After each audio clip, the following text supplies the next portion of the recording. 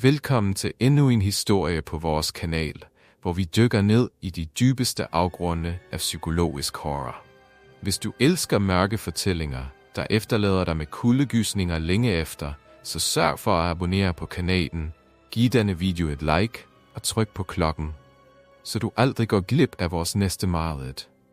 Kommenter undervejs, hvad du synes om historien, og del den med andre, der elsker at blive fanget af frygtens kløer. I en lille afsidesliggende landsby i Danmark begynder en række uforklarlige og brutale angreb at finde sted, altid under fuldmånens skær. Indbyggerne begynder at frygte, at de ikke længere er alene i deres skove. Mads, en ensom mand plaget af skyld og sorg efter sin brors mystiske forsvinden år tidligere, finder sig selv trukket ind i en virkelighed, der overgår hans værste mareridt. Da angrebene intensiveres, begynder han at tvivle på sin egen forstand og kæmper for at skelne mellem menneske og monster.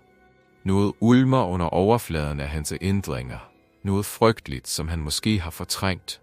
Og måske er sandheden værre end legenderne om varulve, som folk hvisker om.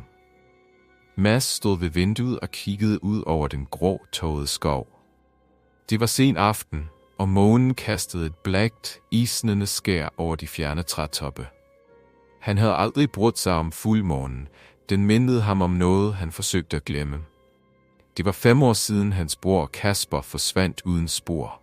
Politiet havde aldrig fundet nogen beviser. Ingen lig, ingen spor. Folk i landsbyen havde forskellige teorier, men de fleste talte i tyste toner om ulve, selvom de ikke havde set nogen i årtier. Mads vidste bedre. Han havde været der den nat i skoven, og selvom hans minder var tågede, var der noget forfærdeligt, der gnavede i hans sind, noget han ikke kunne sætte ord på. Landsbyen havde ændret sig siden Kaspers forsvinden. Nogle af indbyggerne var flyttet væk, og dem, der blev tilbage, var blevet indelukkede. De talte sjældent om natten, undgik skovene og sørgede for at være indenfor, når mørket faldt på. Men de sidste par måneder havde bragt en ny frygt med sig. Rygter om dyr flåede fra hinanden, brøl, der kunne høres langt væk, og de værste folk, der forsvandt. Mads havde hørt dem, brølende. De lød ikke som noget dyr, han kendte. Måske var det bare fantasien, der spillede ham et pus, men noget inde i ham vidste, at det ikke var tilfældet. Hans nætter var begyndt at blive fyldt med mareridt. Skarpe tænder, kløer, blod. Altid blod. Da endnu en fuldmåne nærmede sig, voksede Mads uro. En del af ham ønskede at flygte, som så mange andre allerede havde gjort. Men noget holdt ham tilbage, en følelse af, at han skyldte Kasper noget. Han måtte finde ud af sandheden om, hvad der var sket den nat for 5 år siden. Landsbyen var stille, som om den holdt vejret, da natten faldt på.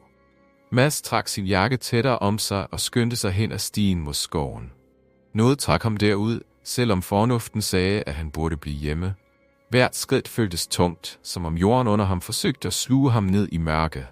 Træerne skygger dansede i måneskinnet, og en kold vind susede gennem grenene som en advarsel. Pludselig stoppede han op. Der, lige foran ham, var et mærkeligt spor i mudderet. Stor puteaftryk, meget større end nogen hund eller uld. Hans hjerte begyndte at hamre i brystet, men noget inde i ham trak ham nærmere. Han fulgte sporet længere ind i skoven. Hjertet bankende i takt med sin tunge skridt. Da han nåede en lille lysning, hørte han det. En dyb, guttural lyd, der fik hans blod til at fryse til is. Der var noget derude, noget stort. Mads mærkede angsten snøre sig om hans hals, men han kunne ikke få sig selv til at løbe. Så, fra skyggerne, kom den frem. En skikkelse, der bevægede sig som et dyr, men alt ved den var forkert. Mads' vejrtrækning blev hektisk, og pludselig var alt, han kunne tænke på, bare at flygte. Men det var for sent. Skikkelsen havde set ham. Mads stod stivne på stedet. Kroppen nægtede at reagere, selvom hans sind skreg på flugt. Skikkelsen, halvt skjult i mørket, rejste sig på 2 ben, en grotesk blanding af menneske og dyr.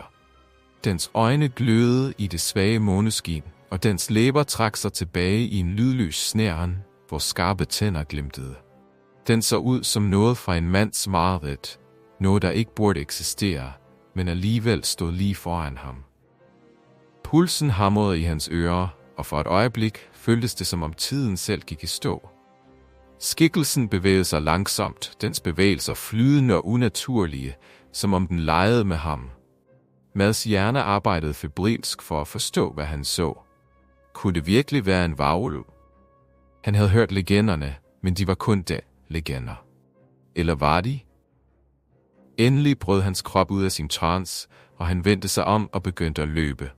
Hans fødder sank ned i den bløde jord, og grene slog mod hans ansigt, men han fortsatte, drevet af ren panik.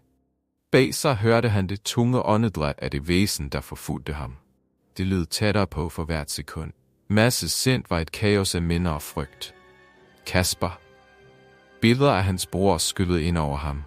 Hans smil, deres barndom sammen, og så... Den aften i skoven. Noget var sket dengang. Men hvad? Han havde altid undertrykt minderne, men nu begyndte de at vende tilbage som et mørkt hav, der trængte sig på. Han nåede skovbrynet og kastede sig over en lav mur, der markerede begyndelsen på landsbyens udkant. Hans krop var ved at give op, lungerne brændte, og hans ben var tunge som bly. Men han stoppede ikke før han nåede sit hus og smækkede døren bag sig. Han lænede sig mod den, mens hans brystkasse hævede og sænkede sig i desperate gisp.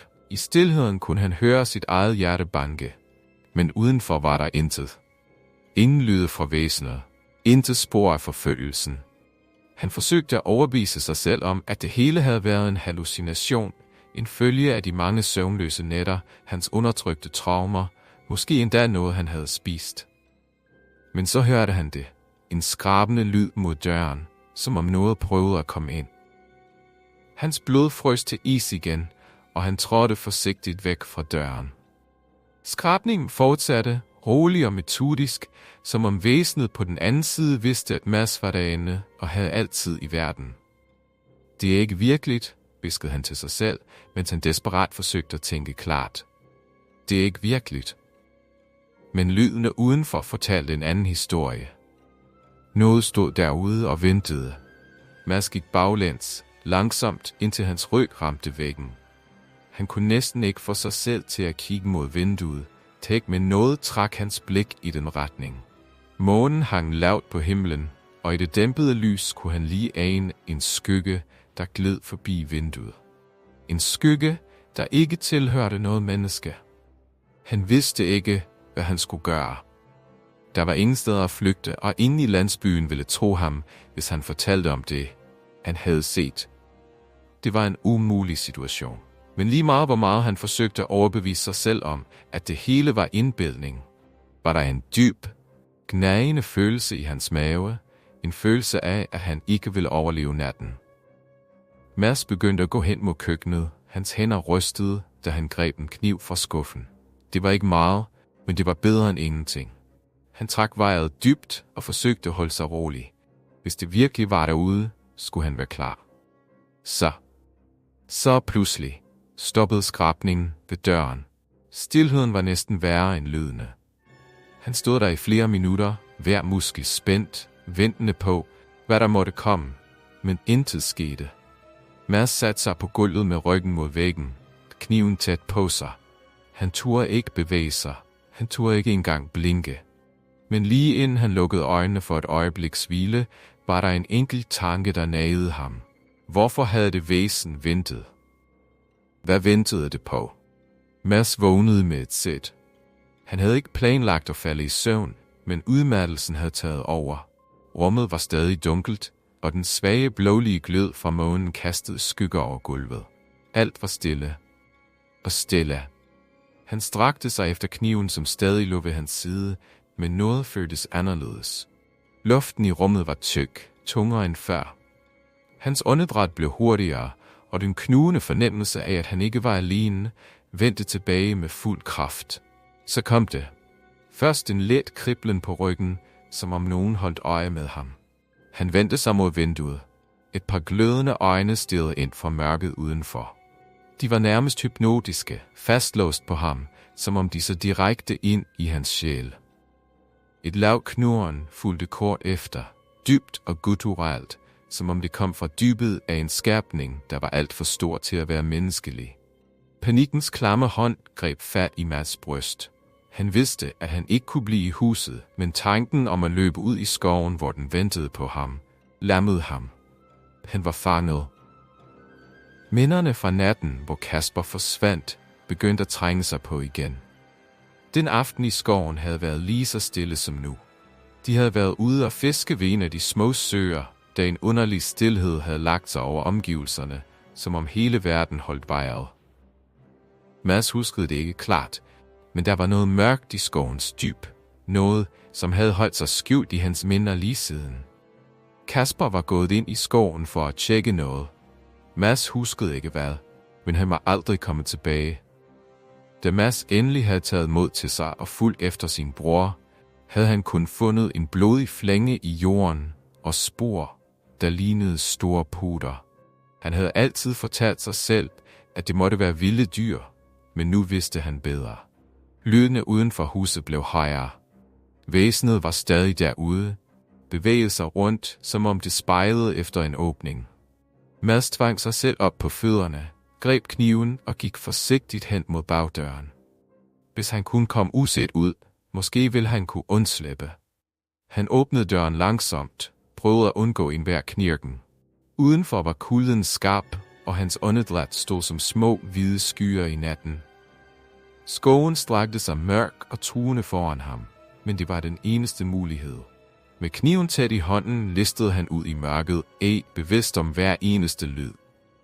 Jorden under hans fødder var blød, våd af dug, og hvert skridt føltes som et skud i stilheden. Han bevægede sig så hurtigt han turde, med øjnene konstant rettet mod skyggerne bag ham. Varulvens nærvær var til at mærke som en tung vægt i nakken. Han vidste, at den fulgte efter ham, uset, men stadig der som en skygge. Da han nåede dybere ind i skoven, begyndte en sær følelse at tage over. Træerne virkede for bekendte.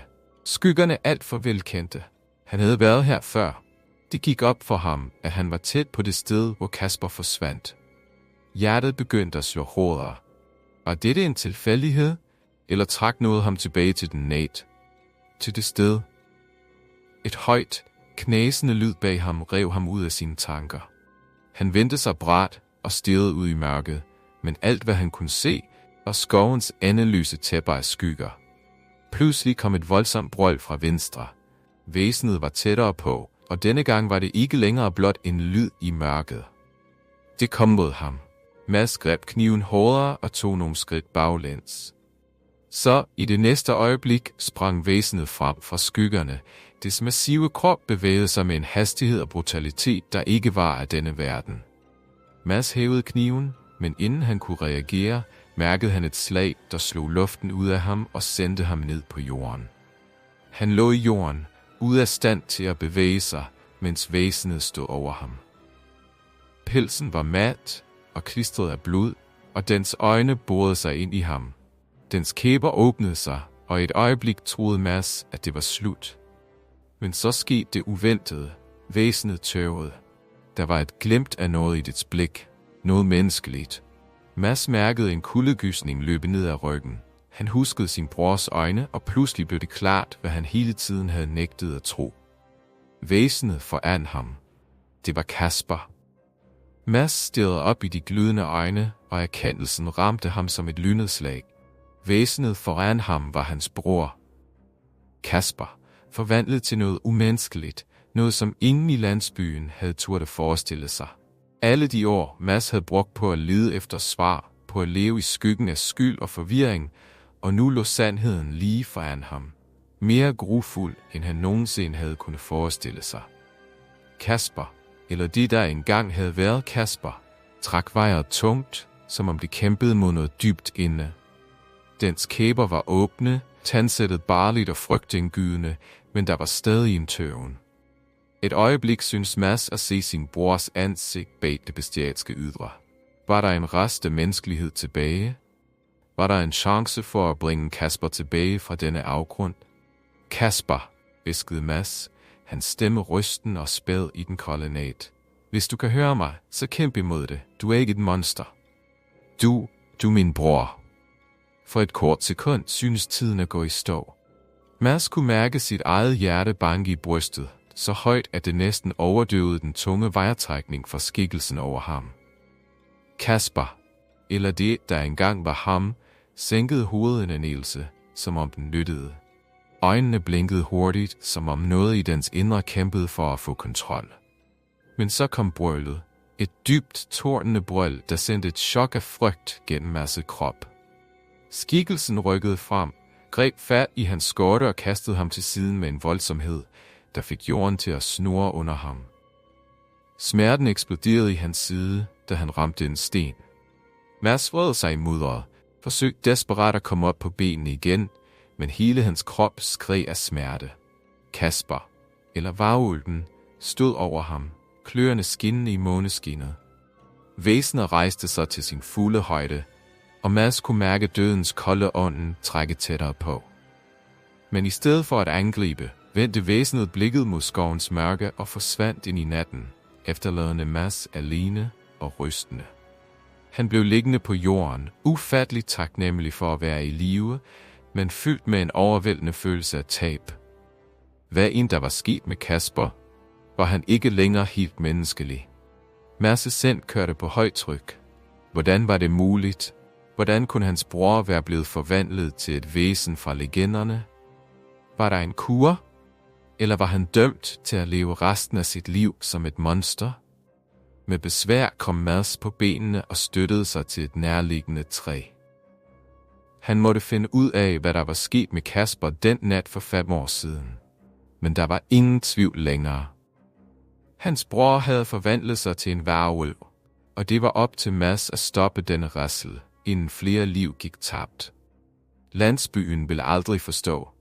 De var allerede fyldt med frygt og mistro, og hvis de fik kendskab til, hvad Kasper var blevet, ville de jage ham uden noget. Mads vidste, at han måtte handle hurtigt. Han måtte finde en måde at redde sin bror. Eller hvis det ikke var muligt, at stoppe ham for altid. Han haltede tilbage mod sit hus, tankerne kørende på højtryk. Var der gamle bøger, legender eller historier, der kunne fortælle ham mere om denne forbandelse? Noget, der kunne give ham en ledetråd til, hvordan han kunne hjælpe Kasper? Håbet føltes fjernt, men det var det eneste, han havde tilbage. Da han trådte indenfor, faldt hans blik på en gammel kasse, der stod i hjørnet af stuen. Det var hans fars gamle ting. Der havde været rygter i familien, historier om deres forfædre, som Mads aldrig havde taget alvorligt. Men nu var alt anderledes. Han måtte undersøge alt. Han åbnede kassen og fandt et slidt gammelt manuskript. Siderne var gule og mørke, og skriften var næsten utydelig, men der var noget om ulve, om forbandelser, om gamle ritualer, der kunne stoppe en varulv eller dræbe den. Mads følte et stik af håbløshed. Hvis Kasper virkelig var fanget i denne forbandelse, var den eneste udvej måske ikke at redde ham, men at afslutte hans lidelser. Han kiggede ud af vinduet mod den mørke skov. Kasper var derude et sted, fanget mellem menneske og dyr, mellem broder og fjende. Og Mads vidste, at natten kun lige var begyndt. Mads sad ved bordet med det gamle manuskript foran sig, øjnene løbende over de svage bogstaver. Teksten var på gammeldansk, og nogle af ordene var næsten ulæselige, men han kunne dechiffrere nok til at forstå, hvad det handlede om. Ikke som de eventyr, man fortalte børn, men som virkelige væsener, fanget mellem 2 verdener, ofre for en forbandelse så gammel, at næsten ingen længere troede på den. Hans hænder rystede, da han vendte siderne. Der var beskrivelser af ulve, som forvandlede sig under fuldmånens skær, mænd, der mistede deres menneskelighed og blev til baster ude af kontrol. Nogen havde formået at stoppe forbandelsen, men prisen var altid høj. En passage fangede hans opmærksomhed. For at bryde varulvens forbandelse, må den være villig til at opgive sit dyreinstinkt og finde menneskeligheden i sig selv. Men hvis den fejler, er den eneste udvej døden. Mads lænede sig tilbage og lukkede øjnene.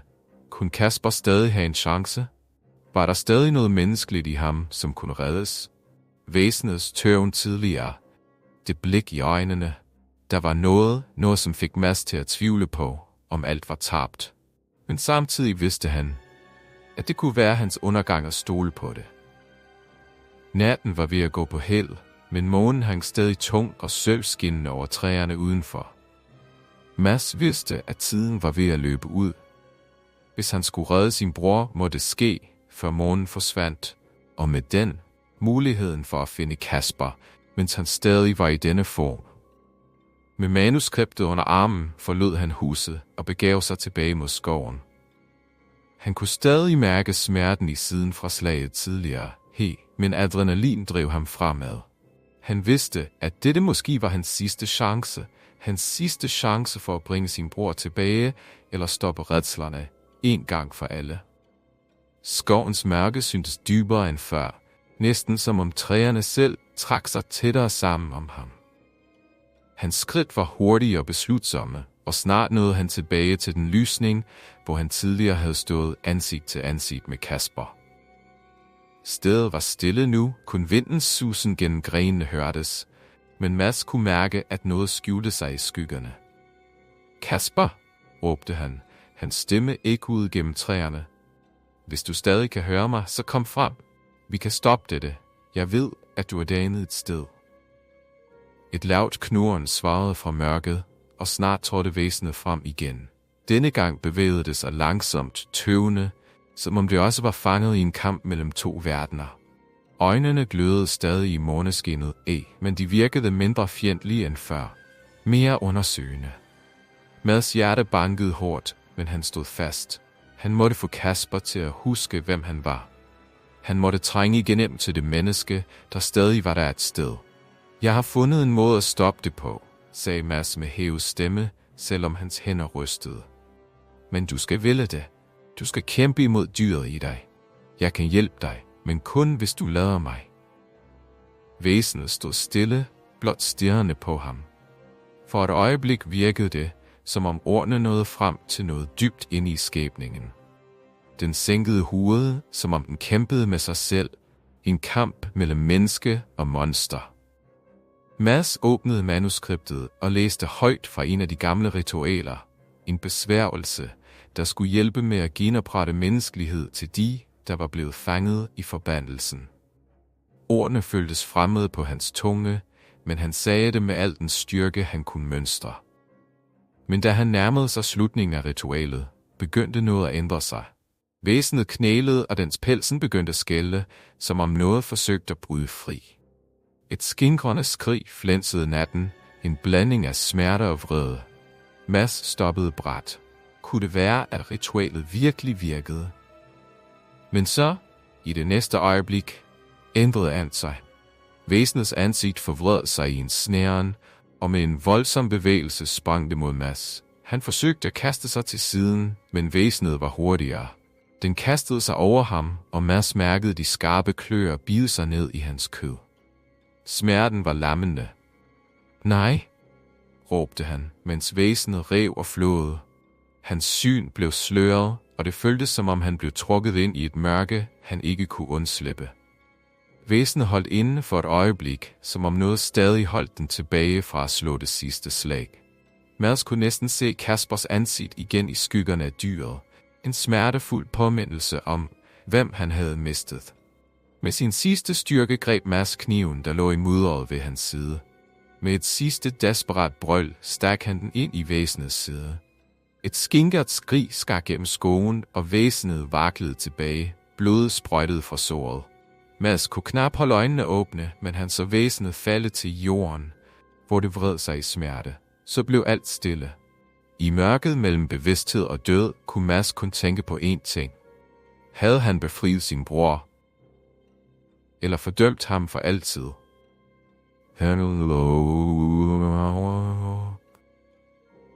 Epilog. Månen var næsten forsvundet bag skyerne, og en tung tåge havde lagt sig over skoven, da Mads vågnede. Hans krop var øm, og smerten i siden var næsten ubærlig, men han var i live. Med besvær rullede han om på ryggen og stirrede op på de mørke trætoppe, mens hans tanker langsomt fandt vej tilbage til virkeligheden. Han forsøgte at rejse sig, men hver bevægelse sendte jeres smerte gennem hans krop. Det var kun med stor anstrengelse, at han fik kæmpet sig op på knæ og tvang sig selv til at se mod det sted, hvor væsenet var faldet. Men Kasper, eller det, der havde været Kasper, var væk. Jorden, hvor væsenet havde ligget, var dækket af blod og dybe mærker efter den kamp, de lige havde kæmpet. Men der var intet tegn på hans bror. Kun en tavs, forladt skov. Mads følte en tomhed vokse i brystet. Havde han dræbt sin egen bror, eller var Kasper stadig derude, fanget i denne grusomme forbandelse, som intet kunne bryde? Med kniven stadig i hånden, haltede Mads tilbage mod landsbyen. Der var ingen svar at finde i skoven, og selvom hans krop skreg på hvile, måtte han vide, hvad der var sket. Havde han virkelig afsluttet det? Var Kaspers sjæl endelig blevet fri? Da han nærmede sig sit hus, bemærkede han, at noget føltes forkert. Døren stod på klem, og selvom han var udmattet og desorienteret, vidste han, at han havde lukket den, før han tog afsted. En gnist af frygt bredte sig gennem hans krop, men han skubbede den væk og trådte ind i huset. Stuen var mørk, kun måneskinnet snek sig ind gennem sprækkerne, men der i skyggerne var noget, der ventede. Mads standsede brat. En skikkelse sad i stolen ved kaminen. Han kunne ikke se ansigtet klart i mørket, men han vidste, hvem det var. En knugende fornemmelse voksede i hans mave. Kasper, hviskede han, som om ordene nægtede at slippe ud. Skikkelsen rørte sig ikke. Den sad der, stille som en skygge fra en fjern fortid, som om den var en del af huset selv. Mads tog et skridt frem og kunne nu se ansigtet tydeligere. Det var Kasper, men det var ikke længere hans bror. Ansigtet var gråt, huden strammet og øjnene tomme, som om de så gennem ham. Kasper, gentog Mads, denne gang lidt højere, men der kom intet svar. Pludselig huskede Mads passagen fra manuskriptet. Hvis den fejler, er den eneste udvej døden. En kuldegysning løb ned ad hans ryg, da virkeligheden ramte ham som en mur. Ritualet havde ikke virket. Han havde ikke befriet sin bror. I stedet havde han bragt ham tilbage som noget andet. Mads vidste, at han ikke kunne flygte fra dette. Hvad en Kasper nu var blevet, var det ikke længere menneske. Og Mads var den eneste, der kunne gøre en ende på det. Med tårer i øjnene og kniven stadig i hånden, gik Mads langsomt frem mod skikkelsen. Hans hænder rystede, og hvert skridt føltes som et slag i hans hjerte. Kasper løftede endelig hovedet og så på ham. Der var et glimt af noget genkendeligt, noget sørgeligt, som om Kasper vidste, hvad der skulle ske. Mads sank en klump og løftede kniven. Jeg er ked af det, bror, hviskede han, stemmen knækket af smerte. Men jeg kan ikke lade dig blive i dette helvede. Skikkelsen rørte sig ikke, men dens øjne syntes at acceptere sin skæbne. Med et hurtigt, skarpt slag førte Mads kniven nedad. Et øjebliks stilhed. Så et dybt suk fra skikkelsen, før den faldt forover og blev liggende stille. Mads faldt på knæ foran sin bror. Tårerne strømmede ned af hans kinder. Han havde ikke reddet Kasper. Han havde ikke befriet ham fra forbandelsen. Men måske havde han givet ham den eneste udvej, der var tilbage. Døden. I dagene, der fulgte, vendte landsbyen langsomt tilbage til sin normale tilstand. Rygterne om de brutale angreb forsvandt sammen med fuldmånens skær, og indbyggerne begyndte at genoptage deres liv, som om intet var hændt.